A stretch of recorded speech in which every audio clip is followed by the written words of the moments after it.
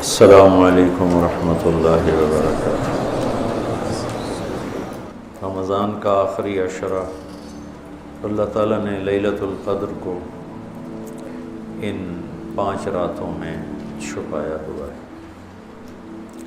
پہلے یہ تعیین کے ساتھ مقرر ہو کر آ رہی تھی۔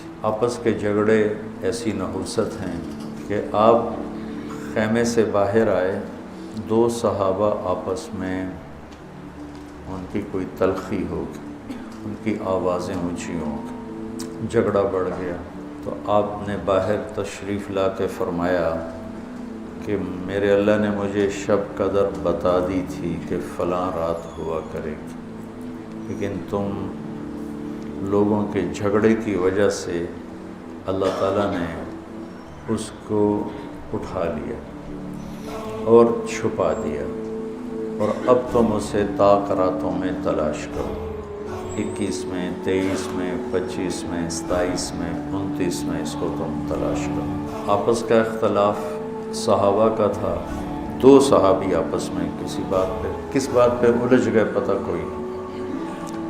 بظاہر تو وہ ایک تعیین اور ایک مقرر عدد، مقرر رات اٹھ گئی، لیکن یہ بہت بڑی خیر ہوئی۔ اگر یہ رات متعین ہوتی کہ 21 کی رات شب قدر ہوا کرے گی، یا 27 یا 23 یا 25 یا 29، اور آنے والے زمانے میں غفلت تو ہونی تھی، جہالت بھی ہونی تھی، نافرمانی بھی ہونی تھی۔ رات متعین ہو، لوگوں کو پتہ ہو آج شب قدر ہے، پھر لوگ نافرمانی کرتے تو نقد عذاب آتا۔ تو اللہ تعالیٰ نے اس چھپانے میں بھی اپنی رحمت کو شامل حال کیا۔ جب ایک آدمی شراب پی رہا ہے، اسے پتہ ہی نہیں شب قدر، کسی کو بھی نہیں پتہ کہ آج ہے۔ ہم تو 5 راتیں چھوٹی انشاءاللہ جاگ کے، آپ تو ویسے ہی علم میں مصروف ہیں، تو چلو آپ کی برکت سے ایک حدیث بھی یاد آ گئی۔ ابو ہریرہ رضی اللہ عنہ فرماتے ہیں مدارست العلم ساعتاً، دارس یدارس، ایک دوسرے کے ساتھ علمی محاورہ کرنا، یا جس کو آپ تکرار کہتے ہیں، مدارست العلم ساعتاً خیر من احیاء لیلۃ القدر عند الحجر الاسود۔ اللہ اکبر، تم تو بڑے مالدار ہو یار ہیں، ماشاءاللہ۔ آپ کی رات اللہ کے فضل سے علم میں گزرتی ہے، تو اور لوگ بھی بیٹھے ہیں، میں ترجمہ کر دیتا ہوں۔ چند گھڑی، تھوڑی دیر کا علمی مذاکرہ، علمی گفتگو، علم کی طلب میں، علم کی تلاش میں، مناظرہ نہیں، لڑائی جھگڑا نہیں، علم کی طلب اور تلاش میں تھوڑی دیر علم کا مذاکرہ اور علم کی بات چیت، یہ حجر اسود کے سامنے کھڑے ہو کر لیلۃ القدر میں ساری رات نفل پڑھنے سے بہتر ہے۔ لیلۃ القدر بذات خود خیر من 1000 شہر ہے، ٹھیک ہو گیا، اور حرم کی ایک نیکی 1,00,000 کے برابر ہوتی ہے، یہ بھی ٹھیک ہے، معلوم ہے، حرم مکہ کی ایک نیکی 1,00,000 کے برابر، تو یہ رات حرم میں 1,00,000 راتوں کے برابر ہوگی۔ 1,00,000 کو 1000 سے ضرب دیں تو کتنا بنے گا؟ مولوی شاید بتائے گا، حساب اچھا کرے گا۔ 10 کروڑ مہینے بنتے ہیں، 10 کروڑ مہینے بنتے ہیں، 10 کروڑ مہینوں کے سال بناؤ، لاکھوں سال بنتے ہیں، ہزاروں سال بنتے ہیں۔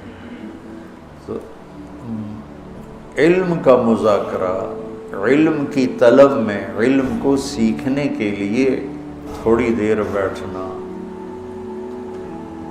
وہ حجر اسود کے سامنے لیلۃ القدر میں ساری رات نفل پڑھنے سے بہتر ہے۔ یہ تو ہو گیا عام دنوں میں۔ جب یہ علم کی طلب رمضان میں ہو تو ہر عمل پہلے ہی 70 گنا بڑھ جاتا ہے۔ فرض علم کی طلب تو فرض ہے، تو فرض 70 گنا ہو جاتا ہے، نفل فرض بن جاتا ہے، تو اس کو ملٹیپلائی کرنے کے لیے کوئی کمپیوٹر بھی کام نہیں دے گا۔ یہ آپ اللہ کے فضل سے آپ کی ساری ہم نے 25 کو چھٹی رکھی ہے، 2 راتیں گھر جا کے جاگ لینا، ایک 27 کی ایک 29 کی، تو انشاءاللہ تو اب ویسے بھی آج کل راتیں چھوٹی ہیں، تو یقیناً ایک رات تو ہوگی اس میں، 5 راتیں اگر ہم جاگ لیتے ہیں یقیناً ایک رات اس میں شب قدر ہے۔ تو اللہ کے نبی شد المیزر ان آخری عشرے میں خوب محنت فرماتے، کمر کس لیتے، اور ساری زندگی اعتکاف بیٹھے۔ آپ نے کبھی اعتکاف نہیں چھوڑا، فتح مکہ پہ چھوٹا لیکن شوال میں آ کے بیٹھے، 1 مہینہ پورا اعتکاف کیا، پھر 20 دن کیا، پھر 10 دن، پھر 9 رمضان میرے نبی کو ملے، 9 رمضان، تو 1 میں اعتکاف چھوٹا اور باقی میں آپ نے مسلسل اعتکاف فرمایا۔ لیلۃ القدر کی صرف تلاش نہیں بلکہ اعتکاف اللہ کے در پر پڑ جانا ہوتا ہے، تو اعتکاف اللہ کے در پہ پڑ جانا ہے، اور اعتکاف والوں کو فضیلت ہے کہ وہ سوئے بھی ہوں تو ان کے لیے عبادت لکھی جاتی۔ باقی ہمارے جیسے لوگ تو نفل پڑھیں گے تو عبادت لکھی جائے گی، قرآن پڑھیں گے تو عبادت کا اجر لکھا جائے گا، اور اعتکاف والا سویا بھی ہو تو قلم اس کا چلتا رہتا ہے۔ اللہم لک الحمد کما انت اہلہ فصلی علی محمد کما انت اہلہ وفعل بنا ما انت اہلہ انک اہل التقوی و اہل المغفرہ۔